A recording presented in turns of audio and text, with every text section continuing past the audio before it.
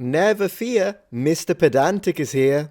Hello number ones, welcome back to my channel. This is the Metatron speaking, and I found a video while I'm working on my own, of course, but they took some time, so in the meantime I want to keep you entertained and also perhaps share some interesting facts about just how heavy was Roman armor. What a question history hit. As I always say, history hit is a dice roll for me. Sometimes fantastic video, other times terrible video, depending on who is speaking and what they're saying. So without further ado, let's go.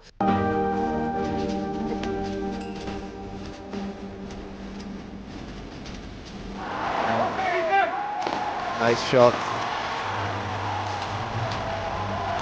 Love the intro.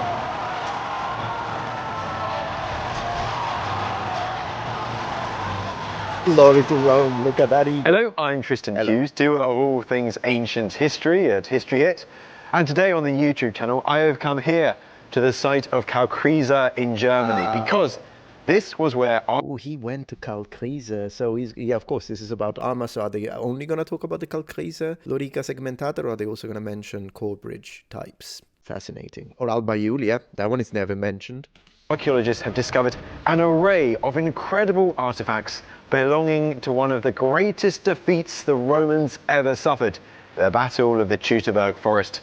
Now I've got here a replica Germanic spear. Yeah, one of the greatest. I can't be pedantic, damn it. I'm gonna say one about Cannae, but he did say one of. You dodged my pedanticism. Spear used by these warriors some 2,000 years ago. And today, we're going to be testing out some weapons. Wow. This does look pretty cool. Two swords, these swords. Key weapons in the Battle of the Teutoburg Forest? They were not specific for the Teutoburg Forest. They used them everywhere, and their effectiveness was the same here as anywhere else. And for a Roman, was the sword their main weapon if you were a legionary and you were fighting in somewhere like Germania? Yes, the Roman legionary is described as a swordsman, but he also had his spear, the pilum, which probably was much more effective and much more important than the sword. Very interesting statement, a little questionable, but then again, I don't want to be the guy who builds the straw men, so I wish he could expand on that. Was the pilum a lot more effective and a lot more important than the sword? I would argue against that. I think the pilum is a very important aspect of the equipment of a Roman, absolutely. You just throw it at your enemies before you even engage in combat, but it's kind of a... depending on whether you're carrying one or two, the light and the heavy, whatever, but once you throw them, the sword is what's going to get the actual job done because you've used your pila. And they're important, but I don't think, if it was, to be a little pedantic again, if it really was the most important and most effective armor of a legionary, then the pilum should end the battle. The pilum doesn't end the battle. The pilum softens the enemy, kills a few of them, renders some of the shields unusable, as we often hear, although that's not the primary function. Primary function is to go through it. Yeah, so we'll do some damage, disrupt their ranks, do a lot of things that are important, but it's the sword that gets the job done. Hence, the sword is the most important weapon for a legionary. Because if you have a legion with swords, but no javelins, they can still win the battle. But if you have a legion with only javelins and no swords, things are going to be a lot harder. Now, given you can use a javelin in hand-to-hand combat, I think in the Battle of Alasia, that's when they use them, but they're not optimized for that.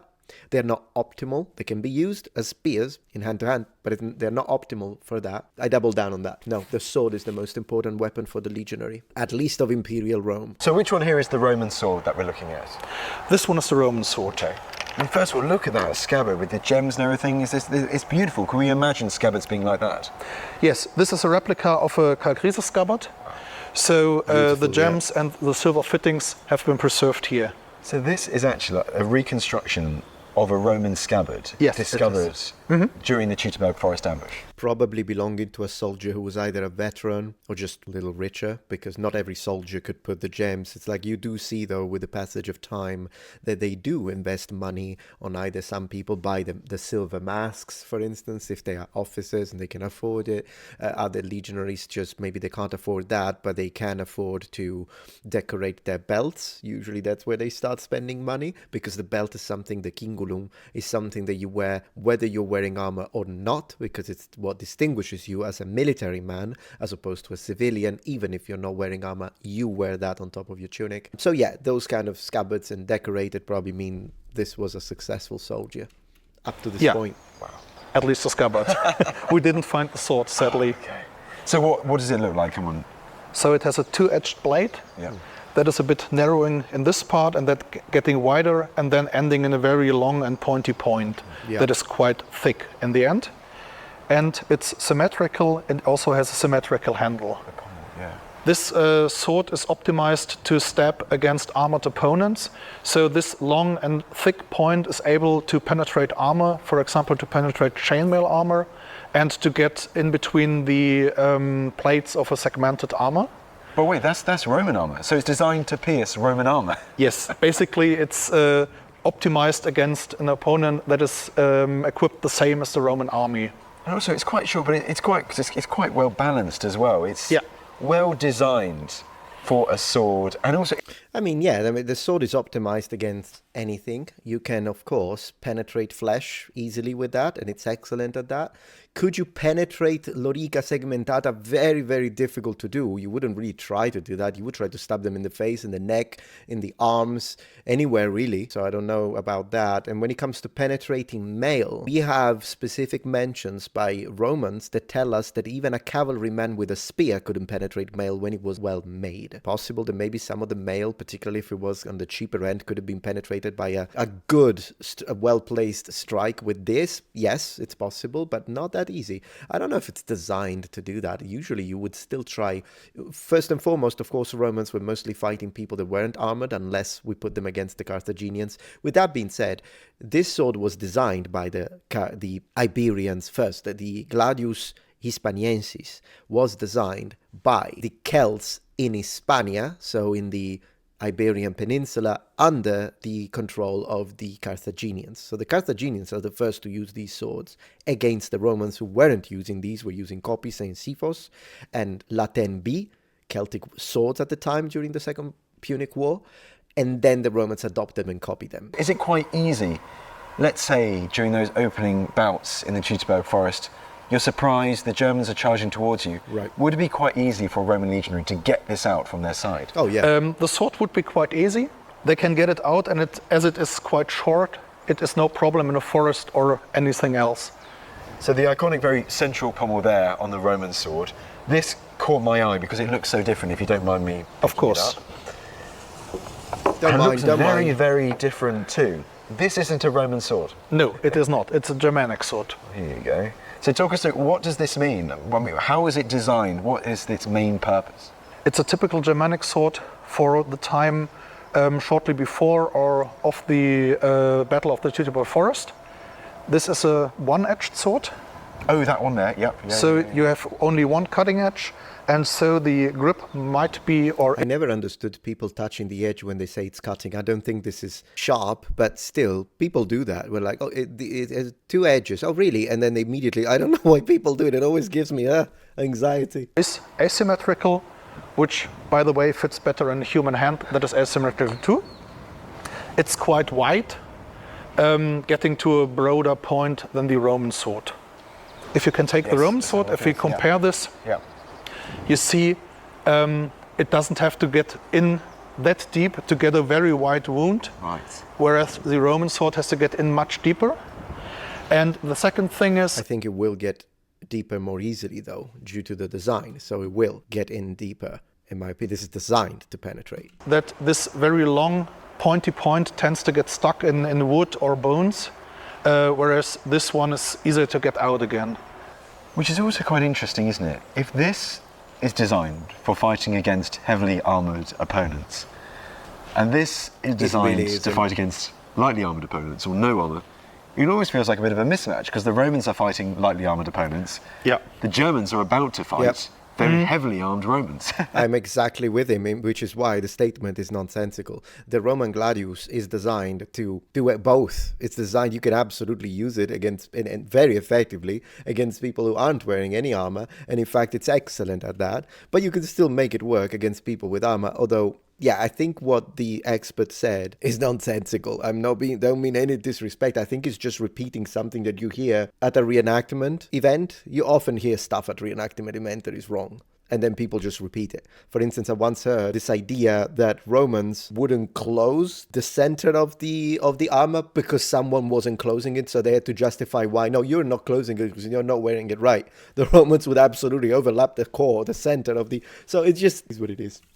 Yes, that's true. Military is very traditional, so probably they just used the swords they were used to and didn't change the design.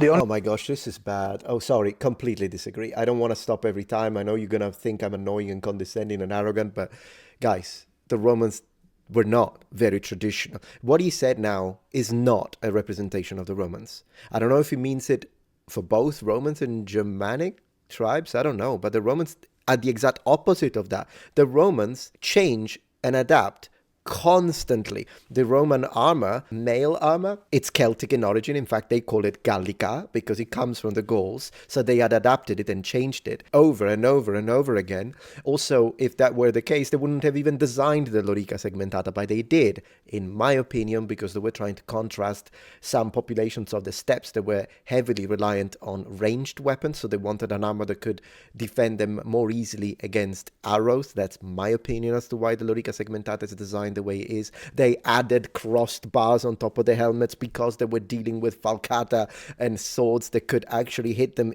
on here specifically. The Romans do that all the time, and once again, the gladius is not a traditional military weapon of the Romans. I mentioned the other three there were. They copied it from the Carthaginians. Everything about Roman history debunks this statement, and I don't think it's me misunderstanding the statement at this point. The statement is just counterintuitive to everything we know about the Roman military at this point. The only thing is that the Germanic warriors from the time of the Varus battle began using Roman swords, but this is most probably not because they got used to armored opponents.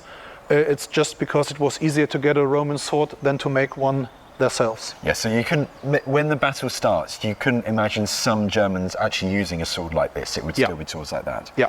And I also need to ask about slashing. Typical portrayal of the barbarian is with a long sword slashing down. Yeah. Is that true in any way? I don't think so. The Roman sources always advise their legionaries to stab because it's better than Vegetius. Slashing. But they also write that the Roman legionaries were slashing too. Yep, very true. Cutting limbs off, in fact. There are accounts of battles where they have cut off arms and so on. There we go. And the Germanic warriors or the barbarian warriors are said to use only slashing blows downwards. What I don't believe, for several reasons. The one reason is that most of them used spears. And a spear is a thrusting weapon, and I don't know why they should invent slashing for swords when they use stabbing with spears. And the second thing is, if I hold this sword like, in my opinion, I should, this grip is very good for holding it as an elongation of the arm. So yeah, but that's a modern grip. In my opinion, that looks like a fencing grip. I don't think that that's how you're supposed to grip it. But I'm not an expert on German swords, so if you think he's right and I'm wrong, let me know in the comments. But if you think I'm correct and he's, I don't know what he's doing, something anachronistic, do let me know in the comments. I'm only about knowing the truth, so if I'm wrong, I'm happy to say it. It's very good for stabbing and not that optimized for slashing. And you can imagine almost like a Roman legionary would have a shield in their left arm, and they're kind of thrusting forwards. For those Germans who had a sword, and I'm guessing those are perhaps the more elite of the Germans, would they have been better armoured? Would they have also had a shield as well alongside the sword? Yeah, Germanic warriors probably always had a shield alongside with the sword or the spear. It was a bit smaller than the Roman shield. And I think the main problem for the Germanic warriors was the different shape of the Roman shield and the Roman armor. So I'm a 27-year-old guy who grew up playing Rome Total War, and we've got these pretty sharp weapons in front of us. I've got to ask the question, can we give them a go? So they're sharp, he says. Good. Then even more so, when don't touch the edge. edge. I'm a complete amateur. Is it all strength, as much strength as possible, or is it very much technique? It's more technique than strength. Okay. Well, you're the expert, so would you like to go first? I try to.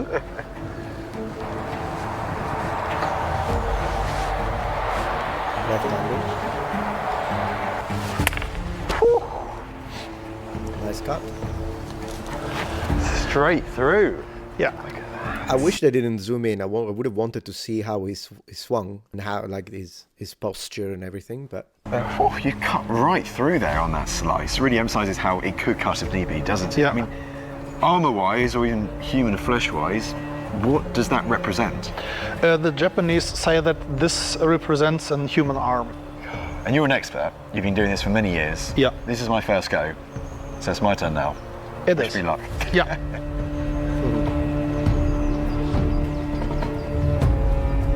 Do you think he's gonna cut through? I think he's gonna cut through.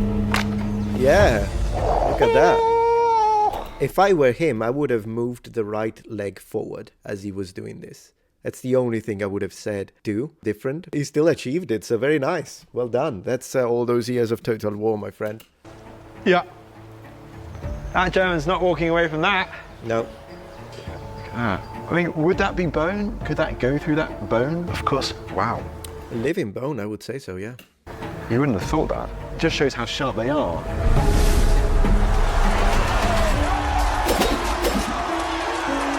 The sound effect. We have a Germanic spear back here. I will handle it to you. Okay. This is fun, thank though. you. Time? This is the German one. Okay. This is a German one. Yep. And we have the typical Roman one over here, The Javelin, yes. the so-called pilum.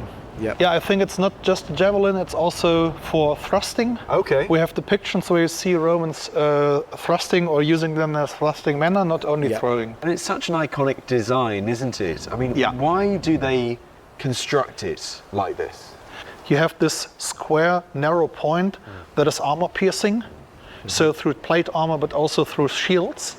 And this shaft is normally longer than a human arm, so it's probably designed to hit through shields and hit the person behind the Very shield. good, yeah, exactly. Even though it's designed to pierce armour, if you're one of those Germans running towards the Roman column at the beginning of the Battle of the Teutoburg Forest, and one of the Roman legionaries throws that at you, goes to your shield, you've already got the forward inertia, that is going to go through flesh as well. That is absolutely deadly. If it's a killer. deadly, it's not clear, but at least it stops you. And the second, Yeah, I mean, I think it's deadly. I think you could say that. I mean, this thing penetrates even all the way to gear, even halfway through. I think it would. If it penetrates all this much into your stomach or into your chest and pierces your lungs, I think you're down. second thing is the side effect. You cannot get it out of the shield, so it hinders you. It maybe bends, and you cannot fight on with it in your shield or in your body. Right. We usually portray these as being thrown by the Romans. Yeah. But if you're in a bit of a pickle, like the Germanic warriors running down at you, you don't have much time. If you can't get your sword out and you've got your pilum to hand, you could use it underarm as a spear. Yeah. Yes, you could. And in my opinion, it's even better because it keeps the opponent further away than using your short sword. He really doesn't like the Gladius, does he? But the Romans did. So I'm gonna side with the Romans. I don't know his name. I'm gonna call him expert. Let me see if they say the name so I'm not disrespectful. Historian Tristan Hughes. Okay, Mr. Hughes, Dr. Hughes.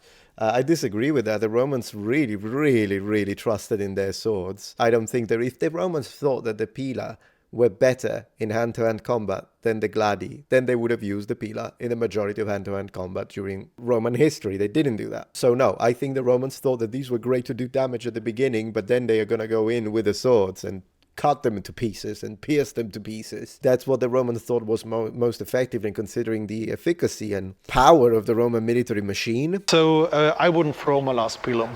I would use it as a stabbing weapon. Fair enough. Well, let's have a look then at the opponents, I the don't Germans. think he's convinced. I really don't think he is. And this was the everyday weapon for a German warrior, wasn't it? Yeah. You get one-handed? One-handed? You can use it one-handed with a shield. And this already has a quite large tip for a Germanic spear of this time. Large tip for a thrust. I mean, and would it be underarm, or could they also overarm as well if need be? Throw it. You can. Lost your spear. Of course, yeah. And this is the same reason with the Roman spear. I don't think that they would throw the last one, because otherwise they are back to swords and they have to get much closer to their opponent. The That's exactly what the Romans do. main advantage of these things is you may be further away from your opponent, which is much safer, and you can adjust your distance much better than with the sword, because you can grip it either here or you can grip it here.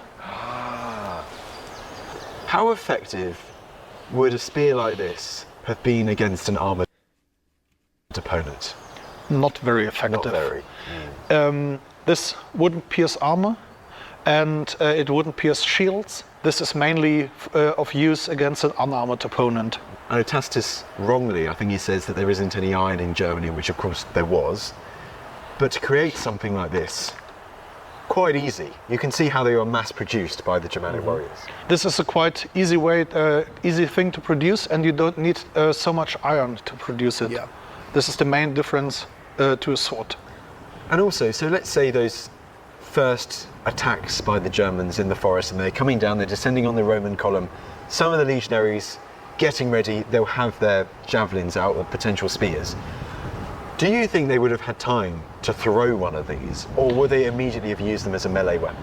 Throwing them is most effective if you have a free field and a mass of people coming towards you.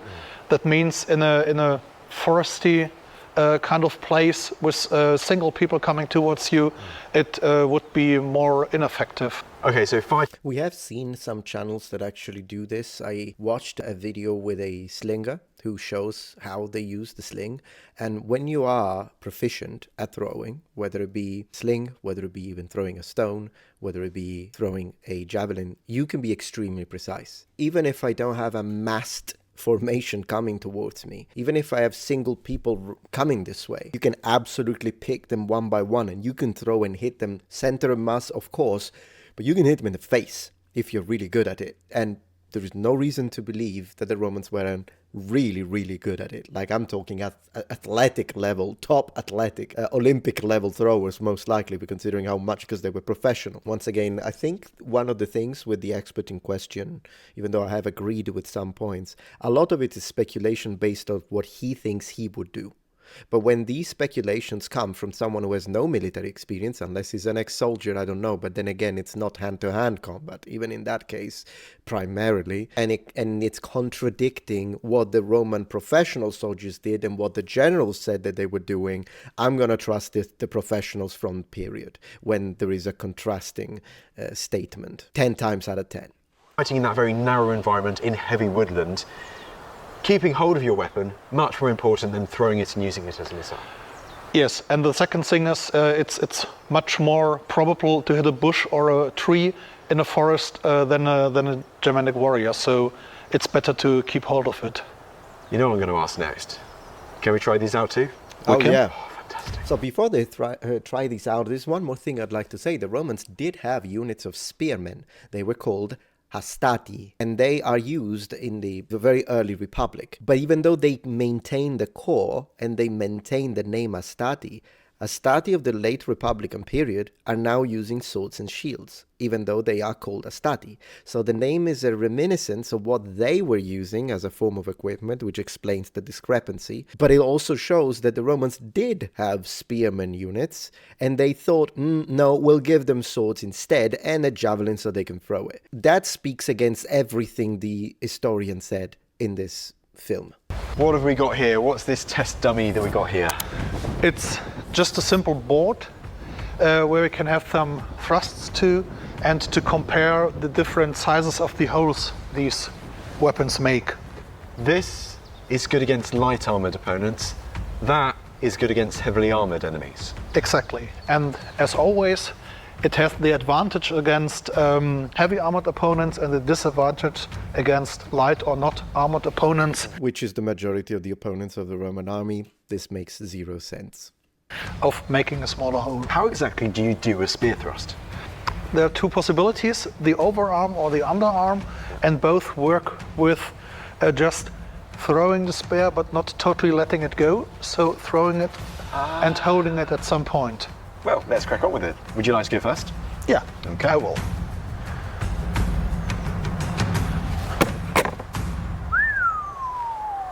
It's quite a small point, isn't it, for the bar? It also showed that he could remove it easily. So the idea that it gets stuck in there and it's impossible to take it out of the shield, I think is instead anecdotal and a little overplayed. I do believe that it can totally happen. Then you throw it, it goes through the shield and it bends. This is one of the reasons why we have been told of the change of one of the pins from iron to wood, so that it would break and then it would completely collapse and break it. But I also think that it's very anecdotal. It could absolutely happen, but I think we shouldn't state and say that it's impossible to take it out of the shield, because there are so many variables when it comes to the realm of physics of how things could happen, that I think it could happen that the pilum perforates the shield and bends or breaks, and then it's a problem to remove it, and if it's completely broken you can't throw it back at the Romans. But at the same time it could have a clean entrance like this one, and then it doesn't bend. At that point they could take it out exactly the same way how he did now. But everything on there. Yes, and you see there's only a very small hole. Yep. That means that it has more force concentrated on the point, Small getting entry through point. armor. Yeah.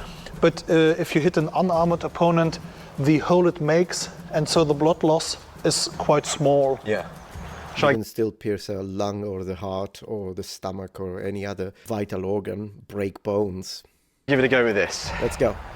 Okay, I'm aiming for that side. Yeah. Nice. Wow.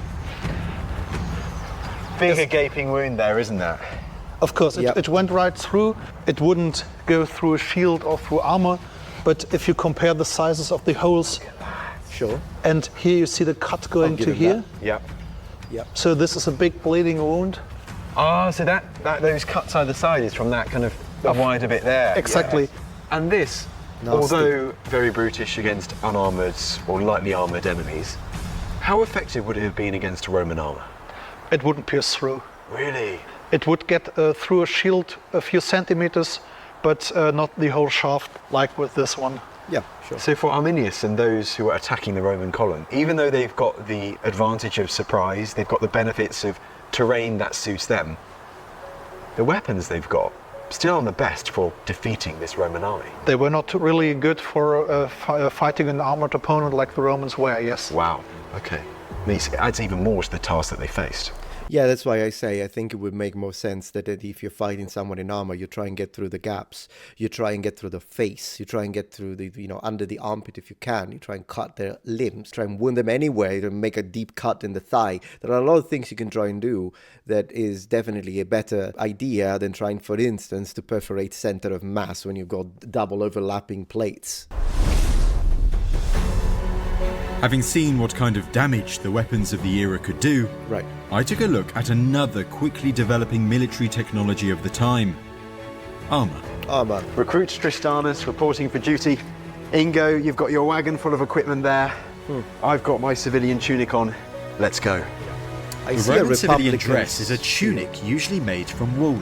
This is the first stage in Roman dressing, alongside my cingulum belt and my caligae, the famous Roman hobnailed sandals. Yep. So first of all, this is Lorica segmentata. Yeah. But this is a Not correcting him, but for those of you who are interested in the actual classical Latin pronunciation, so including phonemic vowel length, it would be pronounced lorica segmentata. So both the O and the E are long. Lorica segmentata. So the Romans wouldn't say lorica. Of course, I'm not correcting him. He's speaking English now, so he didn't do anything wrong. full example of the one that I've already seen at the British Museum. Exactly. This is our replica of the Beautiful. original that we have found here. Oh, of exactly the same armour. It is. All right, well, let's see if it fits. It's exactly the same size, so Okay.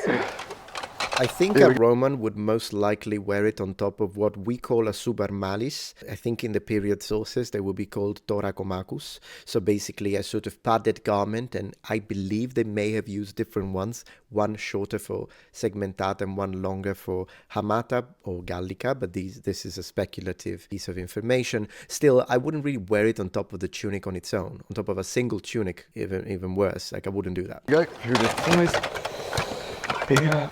Fits him well though. very good Look at that. on you.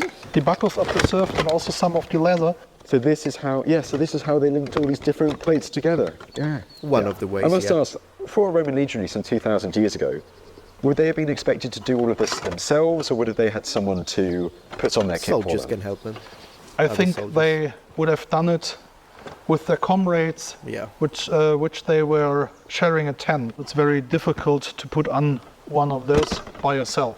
Not true. I can put it on. I mostly put it on my own. For all of my videos where I wear the lorica segmentata, it's not difficult at all. You put it on like a jacket. It's easy. It's easy. It's just that if I have someone with me and I'm like, can you hold it for a second? And I do what they showed, it's easy. Not very difficult. I had no idea why he would say that. He owns one, so he knows that. And each legionary, they lived in almost a dormitory, didn't they? And those close comrades, they were almost your very closest brothers in arms. They were your best mates in battle.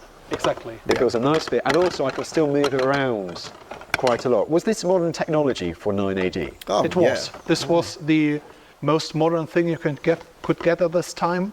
Cutting Before, edge. legionaries only wore chainmail armor, and this was invented shortly before the Battle of the Teutoburg Forest, and it was the newest thing you could get.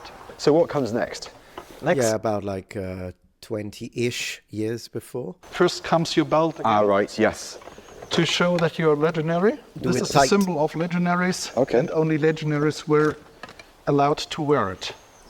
Ah, so this was a marker almost that you were a military man. Yeah. Exactly. Now, I'm very excited for this. Of course, your sword. So this is my main weapon, is it? It's one of your main weapons. The pilum comes later. So you have one belt for your sword Okay. and one belt for your dagger. And you're wearing them a bit crosswise, Yep. in literature called cowboy style. Cowboys. Okay, what's next? Next comes Aha! Look at this, yes. covering your head. A Roman would have been wearing something underneath here. Like you could wear like a little wicker, for example. It could be wool or it could be wicker. And you wear this cap underneath the helmet, because the helmet worn with the metal directly touching his hair, it's very uncomfortable and it wouldn't really help against blunt impact. The iconic early imperial helmet. Is it a coil like that? Yeah. It's not too big. I'm not jangling it around. It's not really impairing my vision at all. So I can see, I can hear when I'm on the march. I've got this rim at the front, I guess, to protect against like slashing swords, I'm presuming. And then this massive rim at the back. Once again, further protection from slashing weapons, it feels like. Was this better than chainmail? It's protecting a bit better against, for example, pilum. It's not as breathing as chainmail armor, and it's not as movable as chainmail armor.